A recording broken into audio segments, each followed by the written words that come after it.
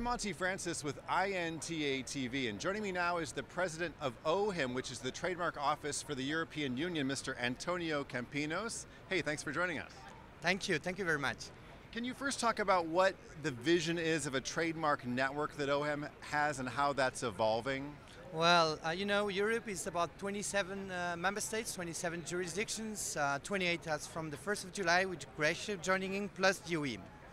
So it's about 29, potentially 29 different legal systems, 29 different interpretations of law.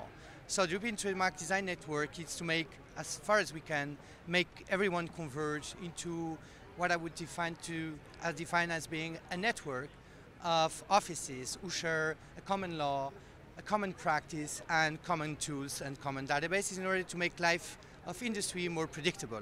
And with predictability comes more investment in innovation, and comes hopefully more jobs and more growth and GDP. And when do you expect that vision to become a reality? Well, I think it's up to industry to really tell whether this is today reality or not. From our perspective, this European Trademark and Design Network is a reality today. I mean, 40% of our strategic plan, bringing this vision into reality, is today a matter that you can see online if you visit our booth, and to check out on TM View or Design View or the Common Gateway, where all these tools have been created and located in. So 40% of these tools have been already designed and implemented. That makes that this European Trademark and Design Network is not anymore on the paper, but it's a reality. Can you tell us what's been happening with OHIM in the last year since we last talked? Any success stories you'd like to share? Well, I think that in December last year we released 10 new tools. So today we have 13 tools online, which is, I do really think, pretty amazing. And that's the combined effort of 300 persons that working from the users, from industry, from the national offices and from the OHIM, together with under a 50 million budget. So this is pretty amazing in itself. But we have even made a step forward when we decided to launch a program around the convergence of practice. So we have the tools, we have the databases, and we need to converge on the practices. And we are pretty much close to having a big agreement and the next administrative board meeting of our agency, which is composed with the 27 member states, around a converged approach to classifications of goods and services. And that should happen hopefully next week or in 2 weeks from now in Alicante. So I think that are the major achievements since the last time we've seen each other. How about filings? Have they increased or decreased since we last talked? Well, last year we have our volumes have increased around 2% on trademark filings, so that's against an historical average increase of 5% per year. Designs a little bit more, and on the first months of this year we have an increase of around 4%. It's very difficult to predict whether we will end up this year with a 4% increase. We still think that we will end up around 3% increase. So there's a slowdown in the increase of volumes at OHIM. But that allows us also to concentrate ourselves not only in timeliness, but as I told you, in order to in trying to bring more consistency in our decisions that will then hopefully transform into more predictability from the size of industry when industry files to know what should be the outcome of their application. So this allows us also to gain time and concentrate our efforts in bringing forward all the issues related to quality.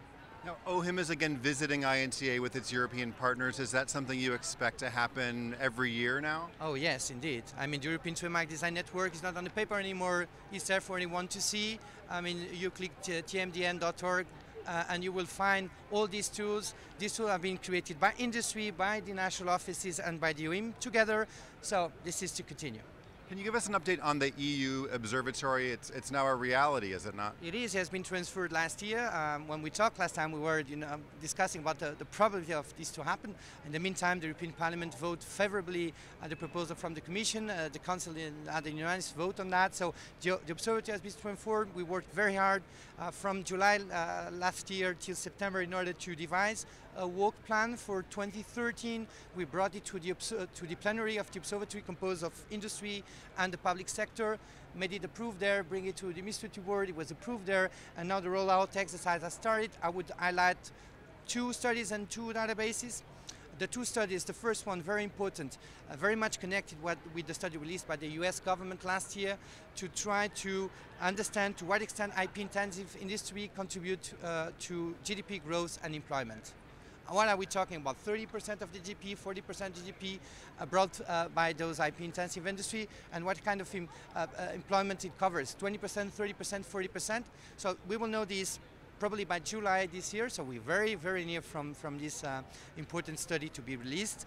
And then we will even refine a little bit further this study in order to understand if you know, when you work in IP-intensive industry, if you got a better salary than if you work in a non-IP-intensive industry, if IP-intensive industry create more jobs than non-IP-intensive industry. So we'll go from a macro-level study to a micro-level study. That's for the first.